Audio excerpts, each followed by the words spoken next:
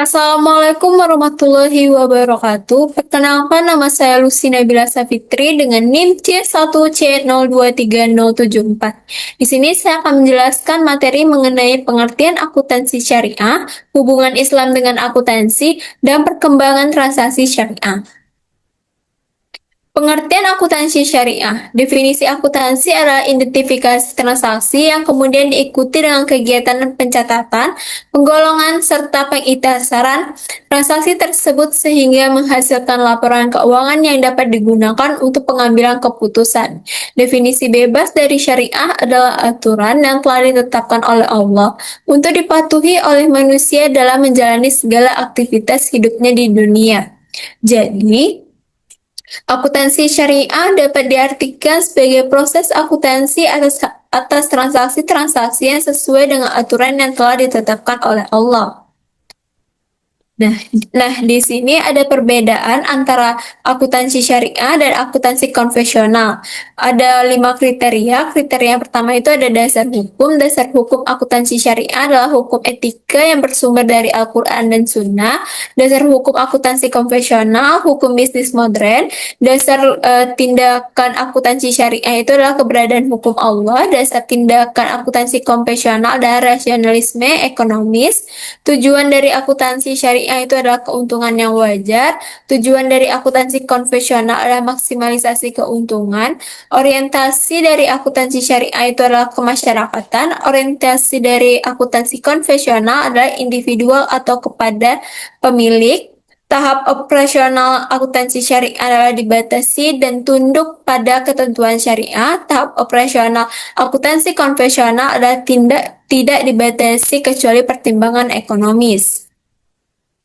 Lalu di sini ada hubungan syariah Islam dengan akuntansi. Akuntansi dalam bahasa Arab adalah al-muhasabah, berasal dari kata masdar hasabu yushasbun yang artinya menghitung atau mengukur. Al-Quran juga menitik beratkan akuntansi pada surat Al-Baqarah ayat 282 yang menjelaskan fungsi-fungsi pencatatan, kitabah, dasar, dan manfaatnya. Nah, di sini ada ayat-ayat lain yang juga secara eksplisit menerapkan konsep akuntansi dalam Al-Quran. Adalah yang pertama itu adalah Asyura ayat 181 sampai 184 mengenai penyempurnaan takaran dan timbangan dengan baik. Perintah jangan merugikan manusia pada hak-hak dan bertakwa kepada Allah.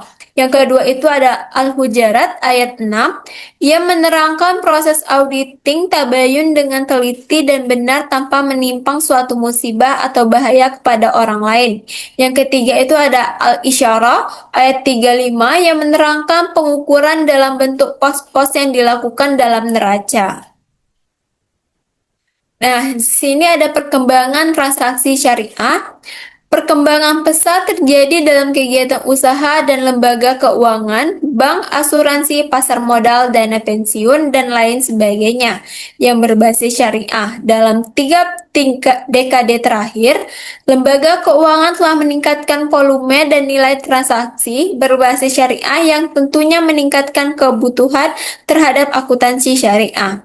Selanjutnya, perkembangan pemikiran mengenai akuntansi syariah juga mulai berkembang. Hal ini ditandai dengan makin diterimanya prinsip-prinsip transaksi syariah di dunia internasional. Sektor syariah yang sedang berkembang adalah transaksi investasi syariah dan sektor keuangan non-bank. Transaksi ini terus mengalami peningkatan di antaranya berikut ini. Yang pertama itu ada obligasi syariah, yang kedua ada pasar modal syariah, yang ketiga ada perusahaan pembiayaan syariah, yang keempat ada lembaga keuangan mikro syariah, yang kelima ada dana pensiun syariah, yang keenam ada pendanaan proyek syariah, yang ketujuh real estate syariah. Lalu di sini adalah perkembangan transaksi syariah periode sebelum tahun 2002.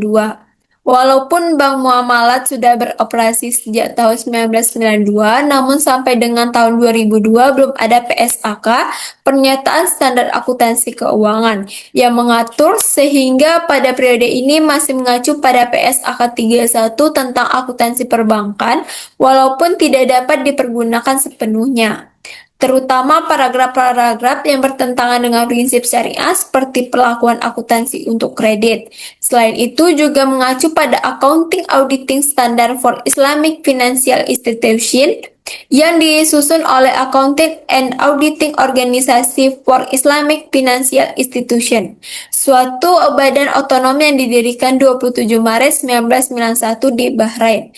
Periode tahun 2002 sampai 2007, pada periode ini sudah ada PSAK 59 tentang akuntansi perbankan syariah yang dapat digunakan sebagai acuan akuntansi untuk Bank Umum Syariah, Bank Perkreditan Rakyat Syariah, dan kantor cabang syariah sebagaimana tercantum dalam ruang lingkup PSAK tersebut.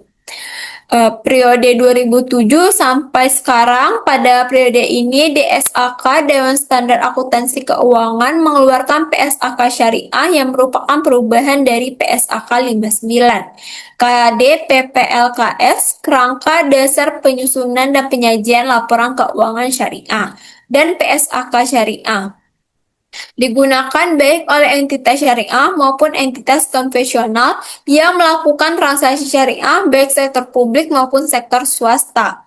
Dengan demikian, saat ini di Indonesia selain memiliki PSAK syariah, juga ada pernyataan standar akuntansi keuangan PSAK, konvergensi IFRS, SAK etap, standar akuntansi keuangan entitas tanpa akuntabilitas publik, yang diluncurkan secara resmi pada tanggal 17 Juli 2009. Standar akuntansi pemerintah dan standar akuntansi keuangan untuk entitas mikro kecil dan menengah SAKMKM.